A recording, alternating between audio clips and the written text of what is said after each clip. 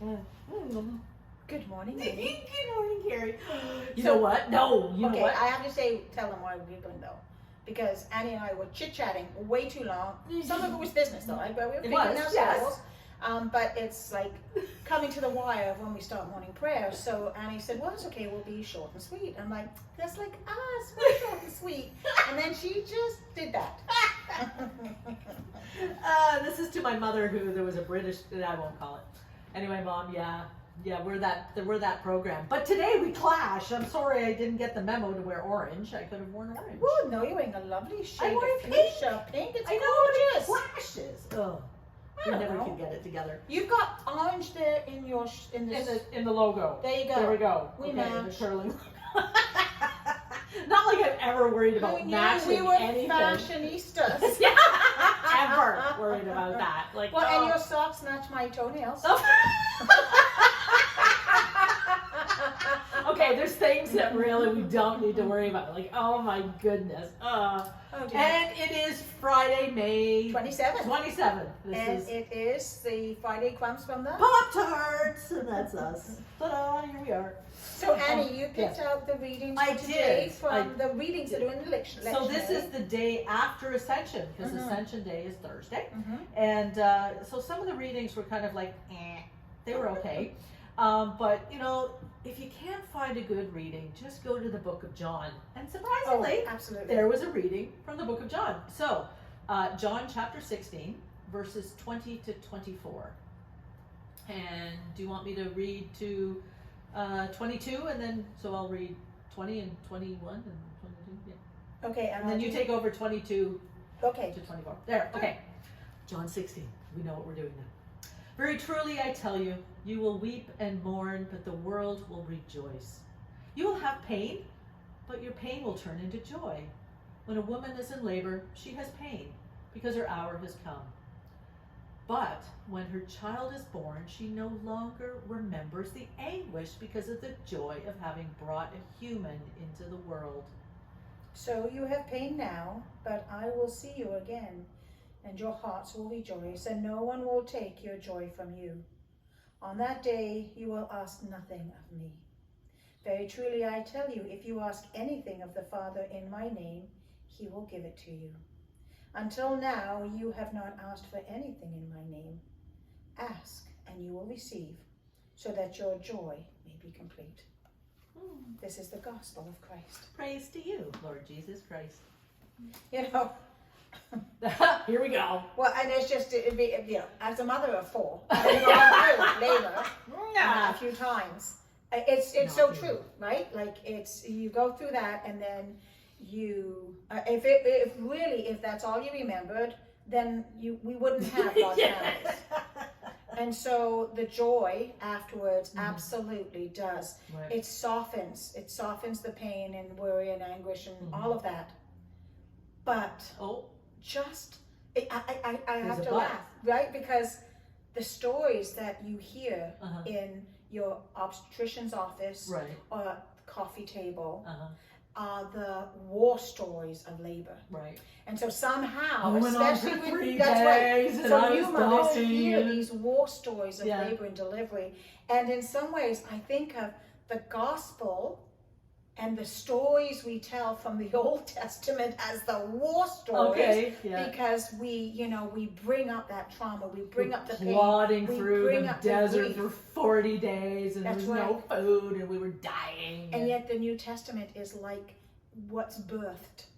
And there is life and joy and something that diminishes the remembered pain, which I hadn't really thought about until we were reading this today. Pain. It's the remembered pain, but because we live post-resurrection, because we live within the grace of what's and the promise of what's told in the New Testament, it's that balm, it's that softening of the jagged edges of the pain that we went through, right, to come here. And isn't that what the disciples experienced when the risen Christ came to them and said, fear not, right? I am with you. I leave you the advocate. I leave you my peace. That's what we heard about in last week's gospel. And this is being told during the Last Supper, Again, right? we're still in we're this still Last there. Supper.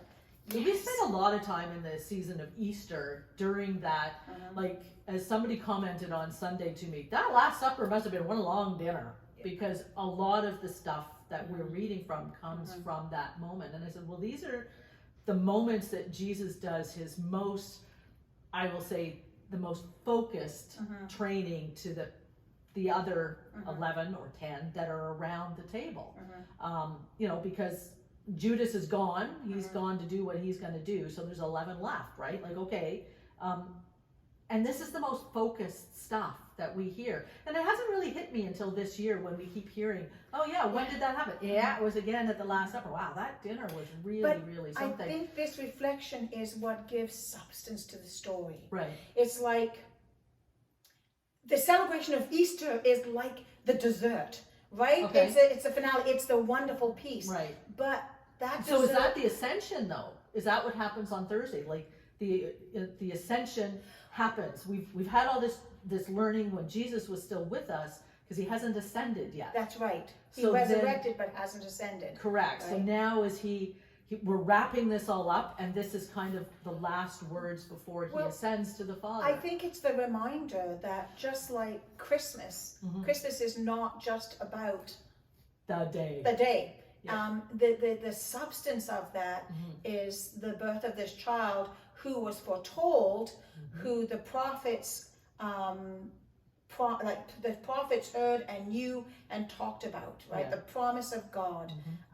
And so it's much more than just the glittering lights. It's much more than the tree. It's much more about the exchange of gifts. It's about the incarnational expression of God who was born and lived among us. And Easter is more than just the celebration of the resurrection, which we all race to, because that's the great day, that's the fun day. It involves chocolate bunnies and jelly beans and huge meals. But the substance of it is the fact that Jesus taught us how to live without him being physically here.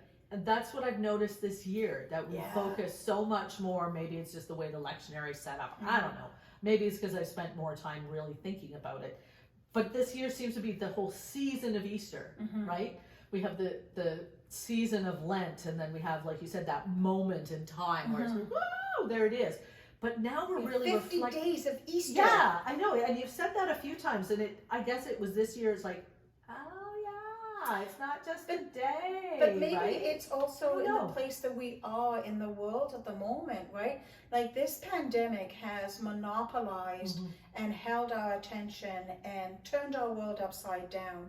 And there's that ambiguity of joy in coming out of it, but also the grief and sorrow of realizing what's been lost. I think you just titled a beautiful book.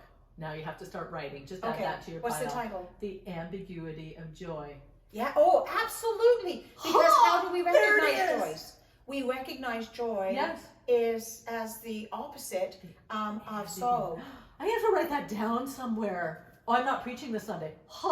Maybe we'll talk about the ambiguity of joy. The ambiguity of joy. But that's a perfect kind of summation of what this is going on. We have the joy of a coming birth when they're talking about the pain of a woman in childbirth. Like we had the pain of knowing that Jesus was going to be, died, crucified, and then resurrected. So there's the ambiguity of joy. We're happy, but we're not happy. We're having a child, but we're not happy because and then Jesus is back, pain. but he's not back.